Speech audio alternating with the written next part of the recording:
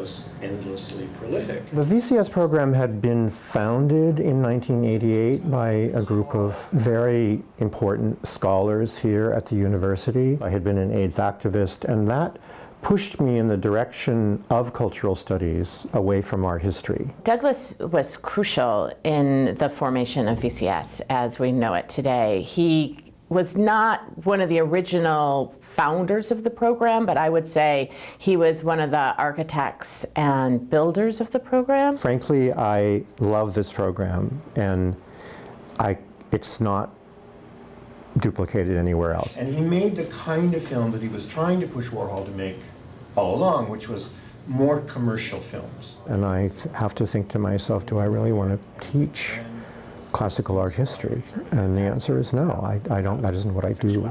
I sort of can't imagine going to Harvard and teaching, or Yale or something, and teaching a dance film class, which is what I'm teaching this semester. The types of classes that he teaches and the types of dissertations that he directs and the type of work that he does have really been foundational to the growth and success, I think, of VCS, because there is this real rigor to the analysis, but there's also a real beauty to the way that he uses language. We're here to do something today that we don't get to do enough, which is to celebrate both the writer and his writing for what he and it do to us as individuals. I put together this event to mark Douglas's 70th birthday. What seemed to me essential was a vastly expanded view of culture in relation to crisis. I decided it should be a young generation of scholars who would speak to the ways in which reading Douglas had marked or transformed their lives. What has been so meaningful to me is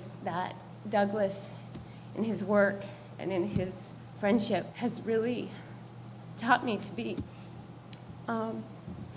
very thoughtful in everything that I do. For me, listening, one of the interesting aspects was, of course, to hear Douglas's writing voice spoken by others. It demonstrates that what any of us sees depends on our individual histories, our differently constructed subjectivities. But in general, you know, a lot of it had to do with the excitement of hearing alums who had been his students who were shy when they were here or intimidated when they were here and have now blossomed into fully self-possessed individuals, giving his voice and his words back to him the way he had given those words to them.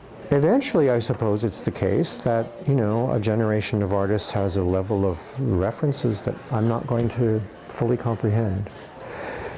But I don't think that time has really happened yet. Maybe looking at art, you know, keeps me intellectually young. He keeps sort of charting new terrain and writing new work, and it's as beautifully written and as rigorous and as smart as his earliest stuff. So he just keeps on going. There are very young people who are doing things that interest me a lot in the world of dance, in the world of the visual arts.